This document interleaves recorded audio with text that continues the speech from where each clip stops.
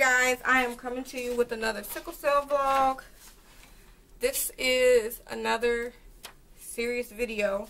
I actually have notes, and so you have to excuse me if I'm looking down because I want to make sure I don't leave anything out. What I'm about to talk about is one of the times that sickle cell almost killed me.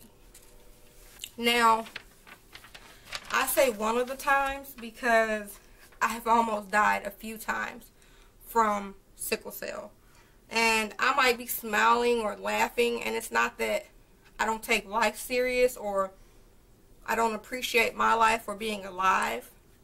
I probably smile or laugh to keep myself from crying, because even though I'm really thankful and I'm happy that I'm alive, it's still sad and depressing to think like, man, I almost died. Like, that's serious. Like, I have 2 beautiful children, a wonderful husband, I mean parents, grandparents, siblings that I would leave behind. Like, if it was time for me to go, I understand that, but it's still sad to think about it. So I smile not to cry. So this particular time when I almost died, this was the most serious time, I believe. I can't remember times when I was a child. I would have to interview my mother to talk about that, but as an adult, this was the most serious time. So I have sickle cell disease, SC, and I got married when I was 18. I've been married going on 11 years. When we got married, I was fresh out of high school. I hadn't had any sickle cell problems during high school, but like maybe twice, I think.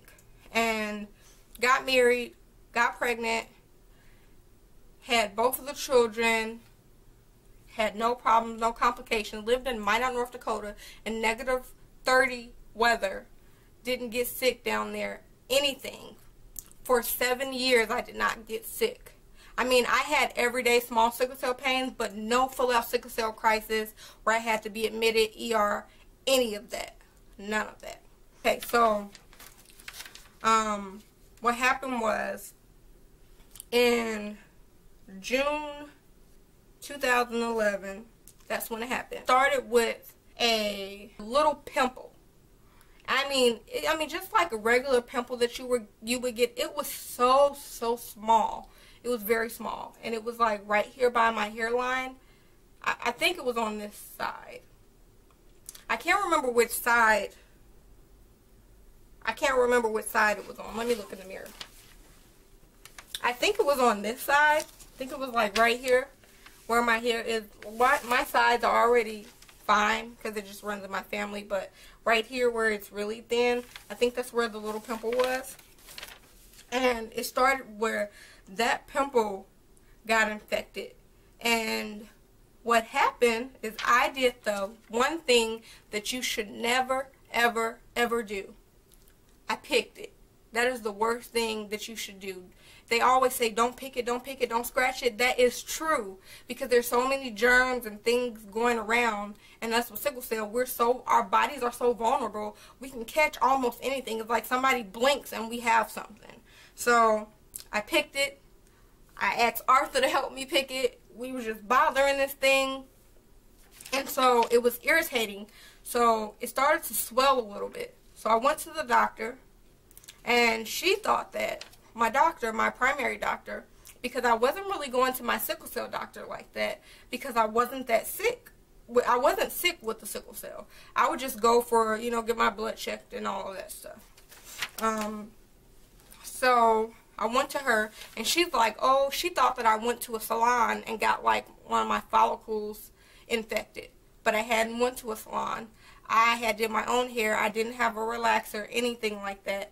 I actually just had a regular old sew-in, and she's like, okay, well, I'm going to give you an antibiotic cream. She gave me an antibiotic cream, and I was putting that on there. She said, if it doesn't get any better, come back in, and we'll see what else we can do.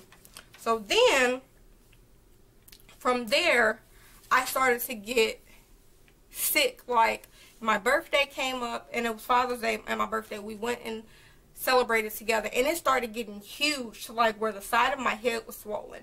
I'm gonna check my pictures and see if I can show you. If so, I'll put it in here somewhere.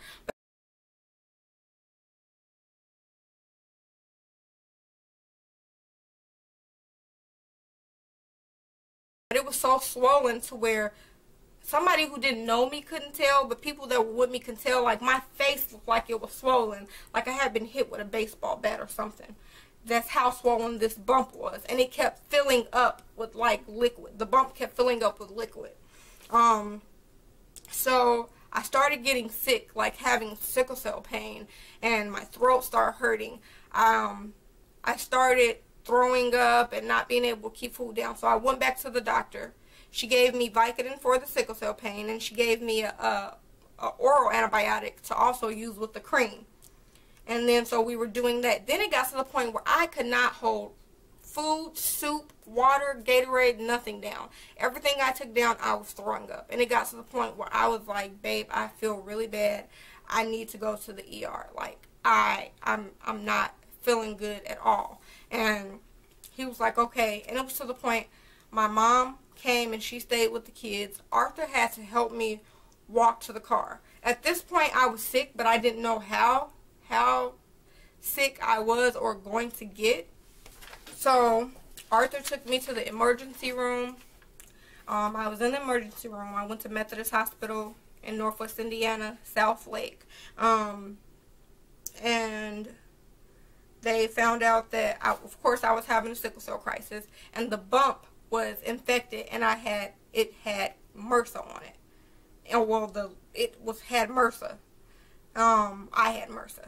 And so that's why my sickle cell was flaring up. So they had to basically lance that bump. And to lance a bump is where they take a knife and they cut it and take any of the infection out. And then I think they put like a little small stitch in it and just bandaged it up. And gave me antibiotics. And for all of you who don't know what MRSA is like a staph infection that certain antibiotics won't. It's built up a resistance to certain antibiotics. So sometimes doctors have to play around with it. And the thing about MRSA is people are like, oh my goodness, you have MRSA. Yes, MRSA is very contagious, but everyone in the world has come in contact with MRSA in some type of way. Whether you have touched something, someone has coughed on you, it's in your nostrils from just breathing in air, it's everywhere. Where it starts to come a problem with your health is when you have a problem like me, where you open a wound and it gets inside of that wound, or it gets in your bloodstream. That is when the infection starts. So it's not like, oh, ooh, she's nasty, she had this. No, it's not that. Because at first I was like, what the heck, MRSA, how did I get this? But previous to this hospital stay, 3 months prior, I was in the hospital for a sickle cell crisis. This is when the sickle cell started to flare up. So 3 months prior to that, I had already had a sickle cell visit. So I don't know where I came in contact with the MRSA, like I said, because it's everywhere. It could have been from my kids. It could have been from the grocery store. It could have been from the hospital. It could have been from the daycare, the school, my job, anywhere. So what happened was, this is when it starts to get kind of serious. My husband was staying with me, and my mom and my granddad were taking turns staying with the kids. And I was in so much pain, guys, that I couldn't even get up to go to the bathroom by myself. And to sickle cell warriors, that's like an everyday thing when you're in a crisis. Like, you need help getting up and down. And one night, I asked the nurse, I was doing something, and I asked, could I take my oxygen off for a second? And the nurse said, yeah, you can take your oxygen off. As long as you're not short of breath, you don't have to have it on all the time, because the doctor had the oxygen on to help me with the crisis, but I didn't have to have it on all the time. So I went to bed that night, and I didn't put the oxygen back on. I was not out of breath. That night, Arthur, I don't remember any of this. That's why I have these notes. I literally had to ask Arthur some of these questions so that I can tell you guys this story, because I don't remember all of it. I just remember bits and pieces like flashing in my head, because that's how lethargic and out of it I was. So that night Arthur said I kept getting up without help, and he's like, man, this is dangerous. She's on high medicine. She's getting up, moving around. She's in pain. And he kept saying, hey, babe, do you need help? Hey, babe, do you need help? And I was acting like he wasn't there. Like, I just kept going like he wasn't there. And I kept getting up, going to the washroom, getting up. You know, like when you're in pain and you just walk? I kind of was doing that. But I was out of it, though. Like, I was zoned out. I wasn't answering questions. I wasn't saying anything. I was just doing stuff. So he's like, okay, maybe the medicine has her a little high. She's acting weird. So he just watched me. And then the next morning, throughout the night, I got sick and was vomiting and just having a whole bunch of problems throughout the night. The next morning, the CNA came in to check my vitals. And you know, when you're sleeping, they'll check your vitals, but you'll still give them your arm, open your mouth, and things like that for the thermometer. I didn't do any of that. I just was laying there. And the CNA and my husband started to talk, and they was like, she's acting kind of weird. And they were like, she's not normally this lethargic, even with the stronger medicine. So they called my nurse in. My nurse came in, and they called my doctor. My doctor came in right away, and they thought that I had a stroke. They were making me do tests, like telling me to do, you know, like this with my fingers, stretching my arms out, wiggle my toes and stuff like that. And the thing is, I was doing it and I was able to do it, but I was going in slow motion. But in my head, I was going normal speed. So like when I did this, I was going like this. I was doing like that, but in my head I was going this fast, but I really wasn't. I didn't know, I knew who Arthur was, but I could not tell them his name. This is my husband. I could tell them that I had 2 kids, but I couldn't say my kids' names. And they started running all of these tests to see what was wrong, and they found out that the pneumonia and the acute chest syndrome. And so basically, I'm in a crisis and my blood is not having enough oxygen.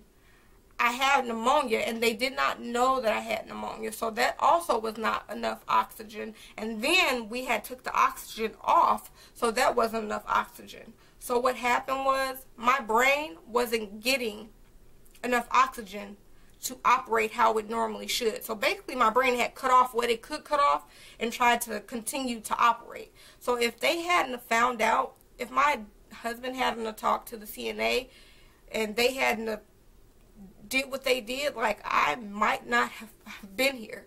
Because if your brain goes too long without oxygen, you all know what happens with that. So once they found out that I didn't have a stroke, they put me in ICU. So once they found out that I didn't have a stroke, the doctor decided that it was best that I go into ICU. And my husband's mom had just passed, and she went through this whole ICU thing and hospice. And I did not, like, ICU to me meant that I was dying. That's what it registered to me in my head. And as soon as the doctor said ICU, I just broke down and started crying. Because, like, I'm like, oh my God, like, we just went through this. And I just started crying. And the doctor's like, why are you so upset? And I believe one of my friends was there, Jasmine, and my husband. They were saying, well, she thinks that, explain to the doctor what that means. And the doctor told me, no, that's not what it means. We just need someone to be able to watch you closer, and these nurses here have too many patients. They can't watch you as closely as the ICU nurse can. So I went to the ICU, and I was there for 3 days. And those are 3 days of my life that I can never get back.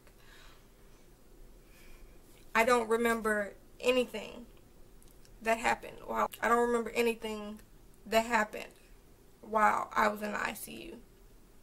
And the ICU at that particular hospital, they don't let anyone stay with you. You have to leave at visiting hours, which I think is not okay. I understand, every place has its rules, but that place is like one of the most depressing places, and that's where you need support.